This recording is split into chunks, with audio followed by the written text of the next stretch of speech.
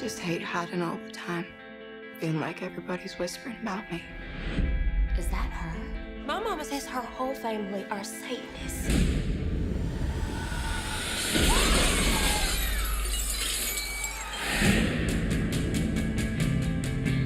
I like you. You don't know anything about me.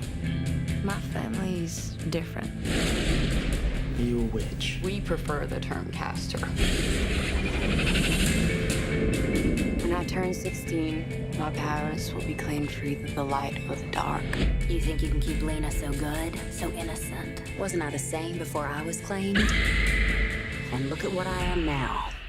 So first question for you is this: what power would you not want to have? This girl's power, the power to manipulate men. I don't want that. That's too much responsibility. You could get a lot of stuff done if you could manipulate dudes. Make my bed, brush my hair, No? Buy me jewelry. No, that's just not me. To read someone's mind. Why? Why would that be something you wouldn't be interested in? I don't want to know what you're thinking about me.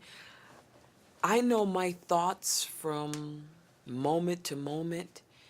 And I know, see, that's what I don't like about social media. There's good and bad. That's the part I don't like, that everybody shares their stream of consciousness. And I think that we have a weird sense of what's private and what's public. And I think there's so many of my thoughts that are just mine. And that if I knew yours and you knew mine, that, I don't know. I think that it would make me very self-conscious and uncomfortable. Immortality. Immortality, yeah. Why? Why would you not want to live forever? I think it just would take the fun out of everything. I think it would just kind of suck. Yeah, you'd outlive everyone you love. And why would you want to live forever in the first place? I mean, I think it's out of need to feel like you're controlling your life or something. Right. But I think it's actually the surprises and the mystery that is the most interesting. My grammar is terrible today. So you're saying you two would not want to live together forever? Together forever? Live together forever. Well, if we were living together, maybe. I think, yeah. Then we it's could do it for different, eternity. yeah. It makes it so much easier. I would not want to have... that's a very interesting question. I would not want to have the power... I would not want to have... Because powers are always things you want, aren't they? You know, you want the power of invisibility, or you want the power of sleeping well. I think I would not want the power of always being right, because it's nice to always have to assess where you are. And if I knew I was always right, I think there'd be a certain boredom that would take over. What would you say, you know, these kinds of movies are very popular, young adult novels are very popular these days. What do you attribute kind of their popularity and why they're resonating with society these days? Well, I think they always have been. I mean, there's an element, storytelling. You know, it's been around forever, hasn't it? And all we're doing is, I think, with the movies that attract young people, and young people are people who are inquiring. They're wanting to know. They're wanting to find out. They're learning, not just at school, but emotionally. How much power do they have? How much is their life predestined? How much can they change what they're doing? How can they get out of their situation? How trapped are they? All those questions. What does it feel like to be in love? Who tries to influence them in those decisions? All those things are happening in your teens. And if you make a movie which deals with a lot of that, which I think at base, certainly this one does, and I think many of them do, but they're just dressed up in different periods, different sort of supernatural areas. But basically, that's the question they're addressing. Well, of course that attracts young people. I guess people have always loved supernatural stories that have, a heightened reality from, Greek mythology times to Hans Christian Andersen fairy tales. This has always been popular, and I love this specific family. I read all the books, and I'm kind of a geek about them. So I love this family because their powers are unique to each one of them, and you have, the good casters and the dark casters and the light casters, and every family has good and evil within them, and you see them at kind of Thanksgiving dinner. And what would happen if your family whole had powers and you were at Thanksgiving dinner? I think it'd be pretty rad. I don't know what I'll be. I have 75 days left, Ethan.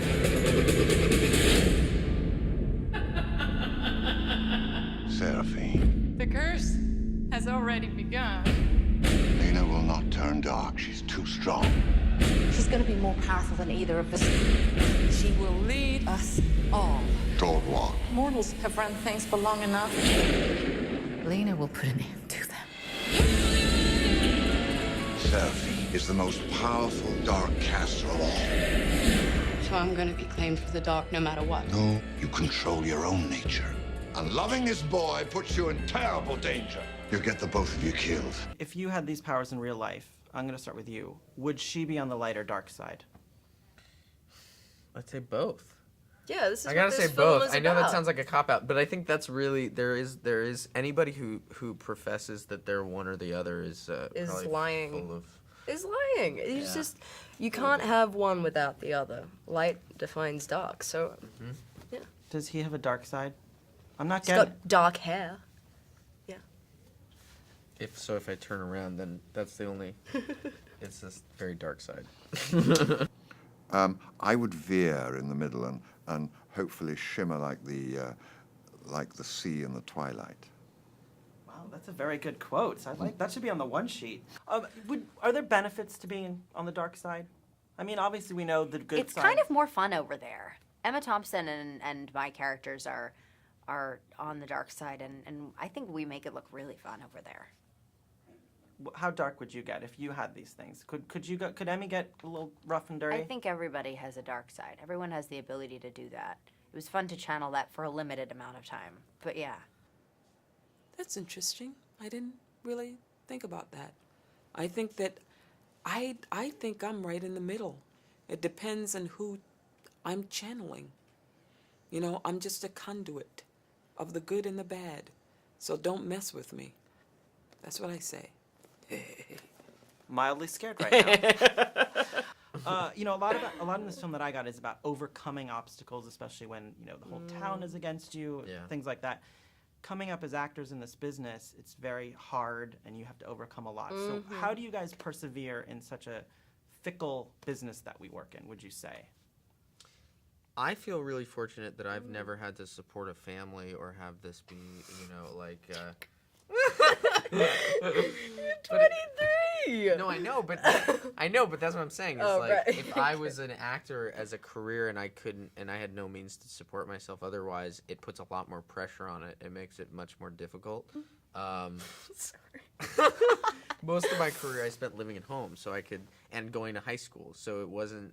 If I didn't get a part, I just kept doing what I was doing. Yeah. It wasn't like my life was falling apart every time I didn't get a part. Yeah, he's right. I agree with him on that.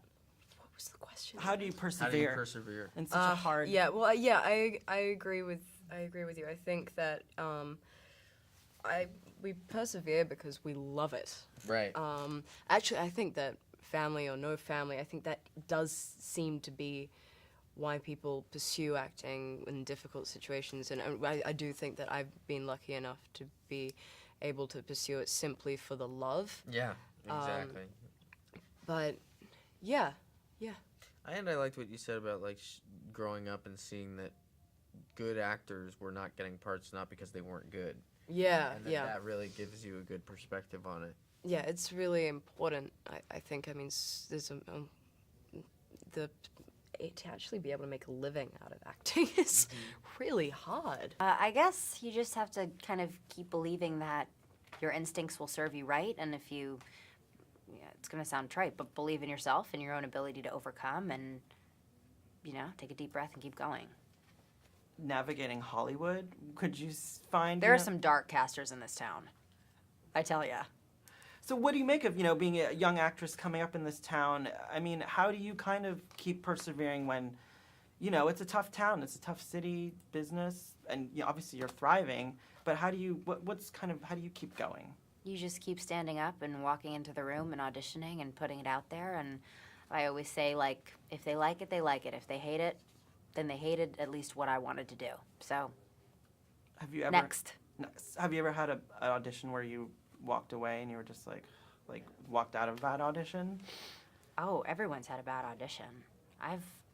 My audition for this, I was very, it was a long audition. It was 14 pages, and I was very keen on, knowing it all and being off book and not having my sides and being able to play with the director. And I just remember being so amped up to go in this room and play this character, this bad girl.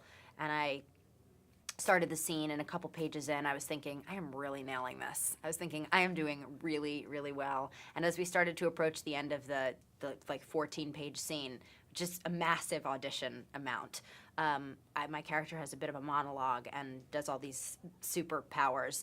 And I had been so busy thinking about how good I was doing that I completely blanked and forgot all of my words. And I think I did something like this.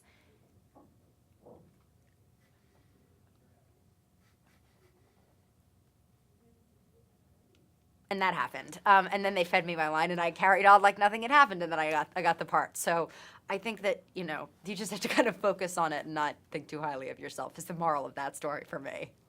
This film is a lot about overcoming obstacles. Yeah. And, in our business in Hollywood, it's a lot of slamming doors. You really got to have a thick skin. Yeah. So coming up in this business, what was, how did you overcome and persevere and gain success, would you say, in this business? Well, I still haven't overcome. It's an ongoing process. I remember Meryl Streep said that once. She says, if you can let go of what kind of being concerned about how people feel about you in this business, you can really enjoy it. And sadly, I haven't gotten to that point yet. That was a quote, not verbatim, but I still haven't overcome it yet. But what I have done is I have an understanding, at least what I meditate on is that I can't put my joy in other people's hands. And so it's really helped me a lot. It's a great reminder, and it helps me to take more risk and take more chances and enjoy myself more. Well, you just do. It's like, let's make the analogy of long-distance running. You hit an obstacle, you get over it. You hit mud, you keep going through it. You know it won't last forever. You have to know what you want, I think, in life. And then obstacles are just things to deal with. Problems are opportunities for solutions. You have to have on the motorcycle, when you ride, you are always looking at the horizon. You're not looking at the bend you're going around. You're aware of it, but you're looking forward to where you're going. And if you're looking at the bend or the road, you're riding badly. You have to, and in life, I think, look to where you want to get to, and you'll get around those obstacles. Thank you, Jeremy, so much. Thank you so much. You killed. There's gotta be a way. Get out! Help stop Seraphine. Some things cannot be stopped. It has begun. She's already closer to the dark than I was. I want you out of here.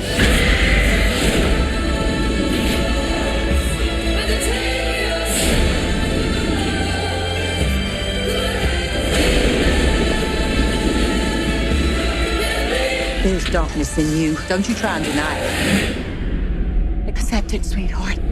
Be with me. We can rule over a new world. Our world.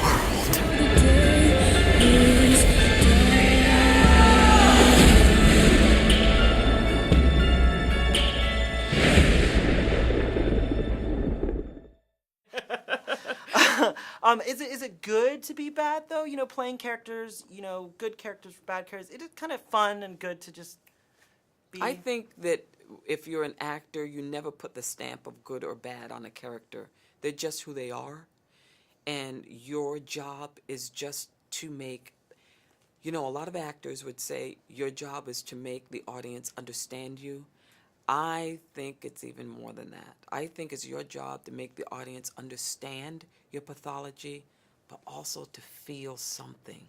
Not to necessarily like you, but to empathize, you know. I mean, you probably even empathize with someone really creepy on camera. That's great acting, whoever was on the other side of that. Do you feel that audiences are understanding you? As you grow in your career, do you feel that kind of a connection with viewers? People come up to you on the street? A lot of times people do get it, but a lot of times people don't. I think I have a combination of two things going on there. But you know what? As Virgil said, you have to trust one who's been there, and I'm on the other side of the business, so I understand what it means to be an actor and what my choices are and what dictates your choices as an actor. And I think that that's good enough for me.